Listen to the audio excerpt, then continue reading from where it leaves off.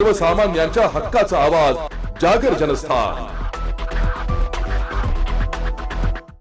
कामटवाडी येथील अल्पवयीन मुलाच्या हत्येप्रकरणी तिघांना सह 2 विधी संघर्षित बालकांना गुन्हे शाखा युनिट 1च्या पथकाने दिनांक 28 एप्रिल रोजी रात्रीच्या वेळी ताब्यात घेतलाय।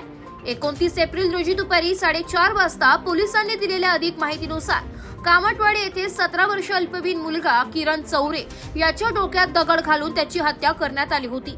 या प्रकरणी अंबड पोलीस ठाण्यात खुनाचा गुन्हा दाखल करण्यात आला।